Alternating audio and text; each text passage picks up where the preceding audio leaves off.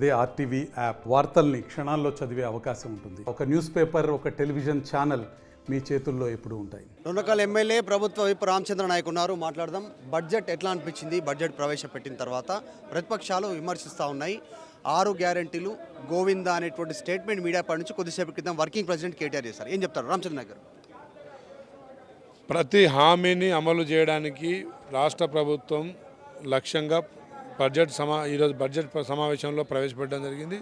పథకాలకు వేరే కేటాయింపు కాకుండా మహిళా సాధికారత కోసం 20,000 కోట్లు, గిరిజన సంక్షేమం కోసం 17,000 కోట్లు, దళిత సంక్షేమం కోసం దాదాపు 40,000 కోట్లు, బీసీ సంక్షేమం కోసం 11,000 కోట్లు.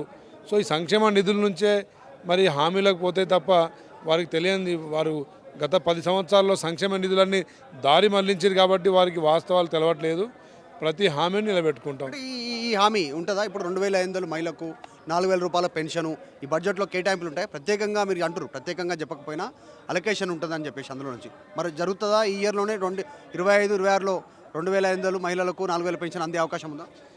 తప్పకుండా రేషన్ కార్డులు ఇస్తూ సన్న బియ్యాన్ని అందిస్తూ మరి ప్రతి ఒక్కరికి పెన్షన్లు మనం ఇచ్చిన పెన్షన్ కూడా పథకాన్ని కూడా కొనసాగిస్తూ ఈ బడ్జెట్ నుంచే అన్ని సంక్షేమ పథకాలకు తప్పకుండా కేటాయింపు జరుగుతుంది. అదేవిధంగా సంక్షేమ పథకాలు ఒక్కొక్కటిగా అమలు చేయడానికి కూడా ప్రభుత్వం రేవంత్ రెడ్డి గారి సారథ్యంలో గట్టి లక్ష్యంతో పనిచేస్తుంది. ఇంకొకటి పెండింగ్ ప్రాజెక్టులు నీటిపారుదల శాఖకు సంబంధించినటువంటి దానికి కేటాయింపులు భారీగానే జరిగాయి. గతంలో ఏమేమి పెండింగ్లు ఉన్నాయి, యుద్ధ ప్రాతిపదికన ప్రభుత్వం ఏం చేయబోతా ఉంది ఈ బడ్జెట్ అలొకేషన్ సంబంధించి నెక్స్ట్ ఎట్లా మూమెంట్ ఎట్లా ఉండబోతుంది? గతంలో జరుగుతున్న పనులను ఆపకుండా అదేవిధంగా ఆయకట్టు ఎక్కువ ఉన్న మన నీటి సరఫరా ఇవ్వగలిగే ప్రాజెక్టులను కొనసాగించడానికి నీటిపారుదల శాఖలో 30,000 కోట్లు కేటాయింపు జరిగింది. ఇది చాలా సంతోషదాయకం. తెలంగాణలో రైతును రాజు చేయడం కోసం తప్పకుండా కాంగ్రెస్ ప్రభుత్వం ముందుకు సాగుతుందని చెప్పి రామచంద్ర గారు పదే ప్రభుత్వం చెప్తా ఉంది, ముఖ్యమంత్రి చెప్తా ఉన్నారు, మంత్రులు చెప్తా ఉన్నారు. కొద్దిసేపు క్రితం బట్టి విక్రమార్క కూడా ఇక్కడ మెన్షన్ చేశారు.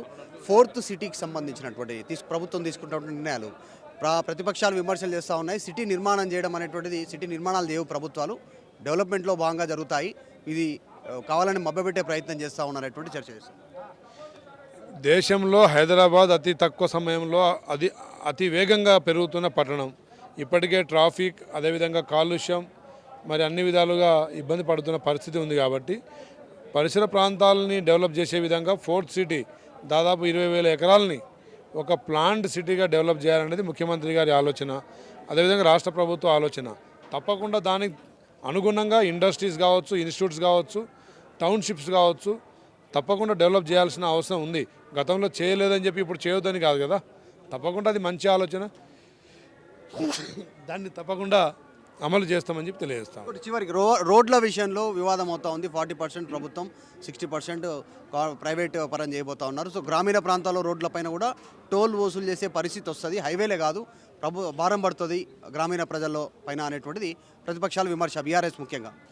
ఇప్పుడు వారు ప్రతి దాని మీద తప్పులు లెక్క పెట్టే పనిలో ఉన్నారు. కానీ హ్యామ్ అనే పథకంలో బ్యాంక్ గ్యారంటీతోని రోడ్ డెవలప్మెంట్ కార్పొరేషన్ ద్వారా పని నడుస్తుంది. దాంట్లో ఎలాంటి ప్రజల దగ్గర నుంచి ఎలాంటి రుసుములు వసూలు చేయాలని చెప్పేసి R&B శాఖ మంత్రులు కొమరెడ్డి వెంకరెడ్డి గారు తెలియజేయడం జరిగింది.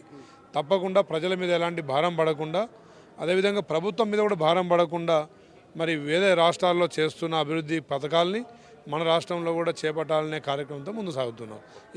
అది ప్రభుత్వ వైపు ఎమ్మెల్యే రామచంద్ర నాయక్ స్టేట్మెంట్ చేస్తూ ఉన్నారు. టోల్కి సంబంధించి గ్రామీణ ప్రాంతాల్లో నిర్మాణం చేస్తున్నటువంటి రోడ్ల విషయంలో ప్రతిపక్షాలు చేస్తున్నటువంటి విమర్శలు, అంటే ఒక హ్యామ్ అనేటువంటి ఒక గతంలో ఆల్రెడీ పథకం రన్ అవుతూ ఉంది. అదే పథకంలో భాగంగా బ్యాంకు గ్యారంటీల ద్వారా రోడ్ల నిర్మాణం జరుగుతూ ఉంది. 40% ప్రభుత్వం నిధులు కేటాయిస్తే 60% ప్రైవేటు పరం సంబంధించిన వాళ్ళు బ్యాంకు గ్యారంటీలతో చేస్తారు. ప్రజల దగ్గర ఎలాంటి ₹1 వసూలు చేసే సిచ్యువేషన్ లేదని చెప్తా ఉన్నారు. తర్వాత గతంలో బడ్జెట్ కంపేర్ చేస్తే ఈ బడ్జెట్లో ఇంకా అలిగేషన్స్ ఎక్కువ ఉన్నాయి, అన్ని వర్గాలకు సంబంధించి నీటిపారుదల కానీ సంక్షేమ పథకాల విషయంలో కానీ. సో ఒక్కొక్క స్కీమ్కు ప్రత్యేకంగా నిధులు కేటాయించకపోయినా అందులో నుంచి ఖర్చు చేసేటువంటి అవకాశం ఉంది. అది ప్రతిపక్షాలు కావాలనే రాద్ధాంతం చేస్తున్నాయనేటువంటి స్టేట్మెంట్ చేస్తూ ఉన్నారు. వీడియో జర్నలిస్ట్ విజయ్తో మధు మల్కేడ్కర్, అసెంబ్లీ. మరిన్ని వీడియోస్ కోసం ఛానల్ ని సబ్స్క్రైబ్ చేయండి. లేటెస్ట్ అప్డేట్స్ కోసం వాట్సాప్ ఛానల్ ని ఫాలో అవ్వండి. ఆ లింక్ డిస్క్రిప్షన్ లో ఉంది.